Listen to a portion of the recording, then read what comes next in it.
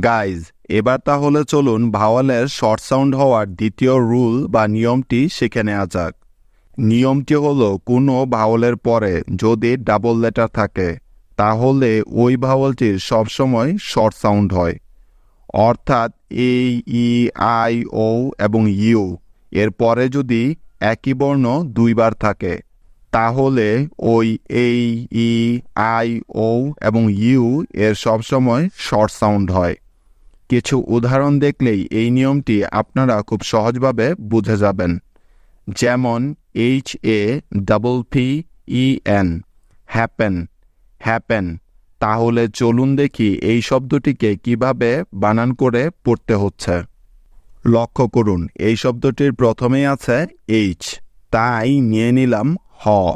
তারপরে আছে ভাওয়েল এ, কিন্তু লক্ষ্য করুন এই যে এই ভাওয়েলটির পরে এখানে কিন্তু দুটি পি আছে একসাথে, অর্থাৎ এই শব্দটি কিন্তু আমাদের নিয়মের মধ্যে পড়েছে। যেহেতু এই শব্দে ভাওয়েল এ এর পরে ডাবল পি আছে তাই এখানে এ ভাওয়েলটির শর্ট সাউন্ড হবে। আর আমরা জানি যে এই ভাওয়েলটির শর্ট সাউন্ড হলো এ, যার কার চিহ্ন হলো জফলা এবং আকার। তাই এখানে এই ভাওয়েলটির পরিবর্তে নিতে হবে একার, অর্থাৎ জফলা এবং আকার একসাথে। সুতরাং HA মিলে হয়ে গেল হ্যাঁ। তারপরে দুটি পি আছে, সেজন্য নিতে হবে একটি প। এই জায়গাটি একটু ভালো করে লক্ষ্য করুন, কেননা মনে রাখবেন ইংরেজি শব্দে একই বর্ণ দুইবার থাকলেও তার উচ্চারণ সবসময় হয় একটি। বুঝতে পেরেছেন?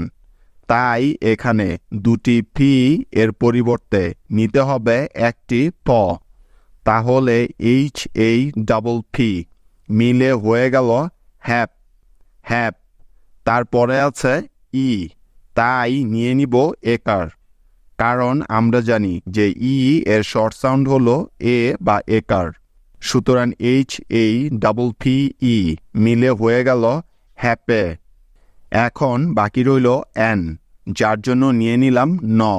তাহলে HAPPEN মিলে হয়ে গেল হ্যাপেন, হ্যাপেন। হ্যাপেন অর্থ হলো ঘটা বা হওয়া। তাহলে চলুন নেক্সট উদাহরণটি দেখে নেওয়া যাক। যেমন TENNIS, টেনিস, টেনিস।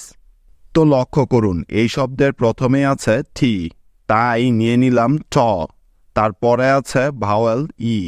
এখন এই ই ভাওয়েলটির শর্ট সাউন্ড হবে নাকি লং সাউন্ড হবে তা জানার জন্য আমাদেরকে দেখতে হবে যে এই ভাওয়েলটির পরে ডাবল লেটার আছে কিনা। যদি থাকে তাহলে সেই ভাওয়েলটির শর্ট সাউন্ড হবে, আর এটাই হলো নিয়ম। খেয়াল করে দেখুন এখানে ই ভাওয়েলটির পরে কিন্তু দুটি এন আছে, তার মানে এখানেও আমাদের এই রুল বা সূত্রটি ব্যবহৃত হবে। অর্থাৎ এখানে এই ই ভাওয়েলটির শর্ট সাউন্ড হবে। আর আমরা জানি যে ই এর শর্ট সাউন্ড হলো এ বা একার, তাই এখানে ই ভাওয়েলটির পরিবর্তে নিয়ে নিলাম একার। সুতরাং TE মিলে হয়ে গেল থে। তারপরে দেখুন দুটি এন আছে একসাথে। আর আমরা জানি যে একই জাতীয় দুটি বর্ণ পাশাপাশি থাকলে তাদের সবসময় একটি উচ্চারণ হয়। সেজন্য দুটি এন এর পরিবর্তে নিতে হবে একটি ন। তাহলে TENN মিলে হয়ে গেল টেন। তারপরে দেখুন আই আছে, যার জন্য নিতে হবে ইকার, যেহেতু আই এর শর্ট সাউন্ড হলো ইকার। সুতরাং TENNI মিলে হলো টেনি। এখন সবার শেষে বাকি আছে এস, সেজন্য নিতে হবে দন্তস্ব। সুতরাং TENNIS মিলে হয়ে গেল টেনিস, টেনিস। টেনিস এক ধরনের খেলা। মুভিং অন, নেক্সট এক্সাম্পল হলো KITTEN, খেটেন, খেটেন। এই শব্দটির প্রথমে আছে খেই, তাই নিয়ে নিলাম খ। এবার দেখুন তারপরে আছে ভাওয়েল আই, সেজন্য এখানে আই ভাওয়েলটির পরিবর্তে নিতে হচ্ছে ইকার। কারণ লক্ষ্য করে দেখুন যে এখানেও আই ভাওয়ালটির পরে দুটি টি আছে একসাথে। আর আমরা জানি যে কোনো ভাওয়ালের পরে যদি ডাবল লেটার থাকে তাহলে ওই ভাওয়ালের সবসময় শর্ট সাউন্ড হয়। সুতরাং খেই আই মিলে হলো খি। তারপরে দুটি টি আছে যার জন্য নিতে হবে একটি ঠ। তাহলে খেই আই ডাবল টি মিলে হলো খেট খেট। তারপরে আছে ই, সেজন্য নিয়ে নিলাম একার। তাহলে খেই আই ডাবল টি ই মিলে হয়ে গেল খিটে খিটে। এবার সবার শেষে বাকি আছে এন, তাই নিয়ে নিলাম ন। তাহলে K I double T E N সব মিলে হয়ে গেল খেটেন খেটেন খেটেন মানে হলো বিড়াল ছানা। নেক্সট যে উদাহরণটি আছে সেটি হলো R O double T E N rotten rotten. এই শব্দের প্রথমে আছে দেখুন আর, তাই নিয়ে নিলাম র।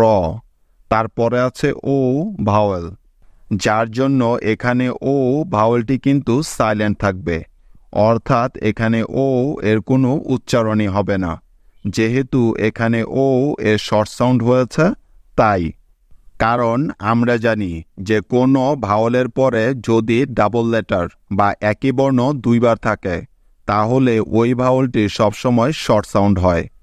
লক্ষ্য করে দেখুন এখানে ও ভাওয়ালটির পরে দুটি টি আছে, অর্থাৎ এই শব্দটিতেও আমাদের এই রুলটি অ্যাপ্লাই হচ্ছে। সুতরাং আর ও মিলে হয়ে গেল র। যেহেতু আমরা জানি যে ও এর শর্ট সাউন্ড হলে ওই ও ভাওয়ালটার কোনো উচ্চারণই হয় না, সুতরাং আর ও মিলে হলো র। তারপরে দেখুন ডাবল টি আছে, তাই নিতে হবে একটি ঠ।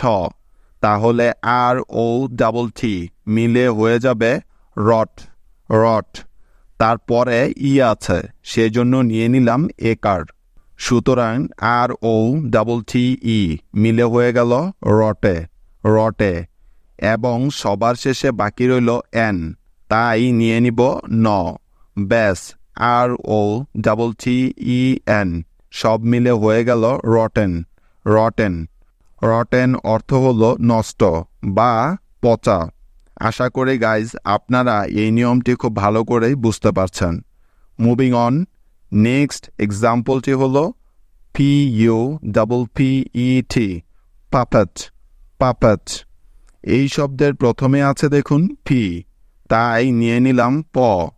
তারপরে ইউ ভাওয়াল আছে এবং ইউ ভাওয়ালটির পরে দেখুন ডাবল লেটার আছে, অর্থাৎ ডাবল পি আছে। সেজন্যই এখানে ইউ ভাওয়ালটির শর্ট সাউন্ড নিতে হবে, যা হলো আকার, কারণ এটাই হলো নিয়ম। সুতরাং ফি ইউ মিলে হয়ে গেল ফা। তারপরে দুটি ফি আছে, যার জন্য নিয়ে নিব একটি ফ সাউন্ড। তাহলে ফি ইউ ডাবল পি মিলে হলো পাপ ফাপ। তারপরে ই আছে, যার জন্য নিতে হবে একার। সুতরাং ফি ইউ ডাবল পি ই মিলে হবে ফাপে ফাপে।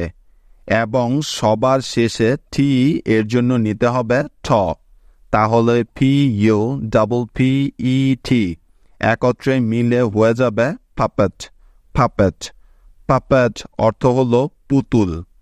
সো গাইজ, আশা করি ভাওয়ালের শর্ট সাউন্ড হওয়ার এই নিয়মটিও আপনারা খুব ভালো করেই বুঝতে পেরেছেন। আর নিয়মটি হলো যদি কোনো ভাওয়ালের পরে ডাবল লেটার থাকে, অর্থাৎ একই জাতীয় দুটি লেটার পাশাপাশি থাকে, তাহলে ওই আগের ভাওয়ালটির সবসময় শর্ট সাউন্ড হবে।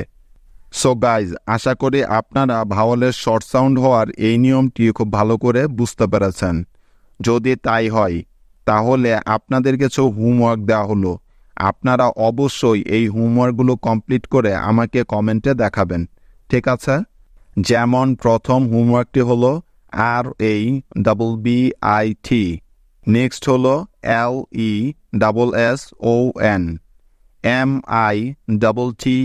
MITTEN, ZOSSIP, SUDDEN,